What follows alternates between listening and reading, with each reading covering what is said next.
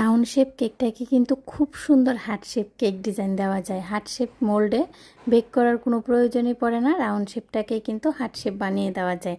তো দেখো, আজকে আমি আরও অনেকবার তোমাদের সাথে সেই পদ্ধতিটা শেয়ার করেছিলাম, আমি কিভাবে রাউন্ড শেপ কেকটাকে হার্ট শেপ বানিয়েছি। তো আজকে আবারও শেয়ার করে দিচ্ছি, যারা মনে করো যে আমার ওই ভিডিওগুলো দেখোনি তারা আজকে দেখে নেবে।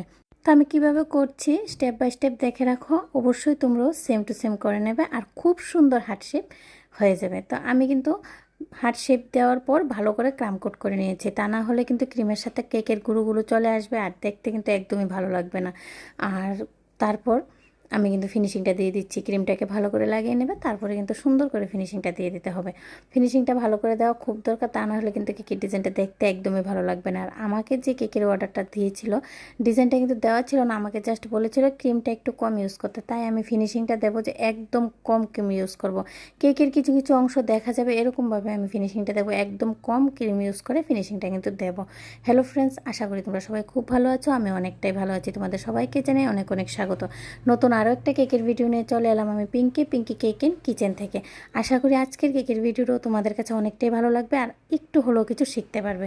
যদি ভালো লেগে থাকে আর নেক্সট টাইম এভাবে আমার কেকের ভিডিওগুলো দেখতে চাও, তাহলে অবশ্যই যারা এখনও চ্যানেলটাকে সাবস্ক্রাইব করোনি, চ্যানেলটাকে সাবস্ক্রাইব করে দেবে আর পাশে থাকা বেল আইকনে ক্লিক করে দেবে, তাহলে যখনই আমি কেকের ভিডিওগুলো আপলোড করব সর্বপ্রথম তোমাদের কাছে এসে পৌঁছাবে। তো আমি কিন্তু দেখো কেকের মধ্যে প্রপার ফিনিশিংটা দিয়ে দিয়েছি। রাউন্ড শেপ কেকটা ফিনিশিং দিতে যত সময় লাগে, হার্ট শেপ কেকটা আর একটু সময় বেশি লাগে। তো এখন দেখতেই পাচ্ছ যে আমি খুব কম ক্রিম দিয়ে কিন্তু ফিনিশিংটা দিয়েছি। এখন আমি রেড জেল নিয়ে নিয়েছি, নর্মাল জেলের সাথে একটু রেড কালার অ্যাড করে কিন্তু আমি লিকুইড কালার অ্যাড করেছি। ভালো করে মিক্সড করে জেলটাকে ভালো করে ফেটে নিলেই কিন্তু একদম স্মুথ হয়ে যাবে।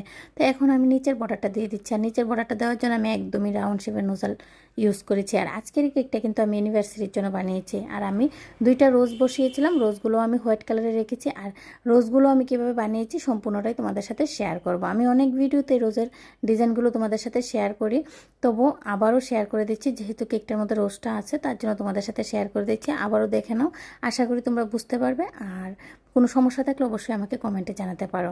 তো আমার ফ্লাওয়ারগুলো কিন্তু রেডি হয়ে গেছে, এখন কেকের মধ্যে বসিয়ে দেবো আর হালকা গ্রিন কালারের কিছু পাতা দিয়ে দেবো বা অ্যানিভার্সারি টোপারটা লাগিয়ে দেবো আর নামগুলো লিখে দেবো। আমার কেকের ডিজাইন একদম রেডি। তো আজকের মতো এই পর্যন্তই, নেক্সট টাইম নতুন আরও একটা ভিডিও নিয়ে তোমাদের সবার সাথে আবারও দেখা হবে। সবাই খুব ভালো থেকো, তোমাদের সবাইকে জানাই রাধে রাধে।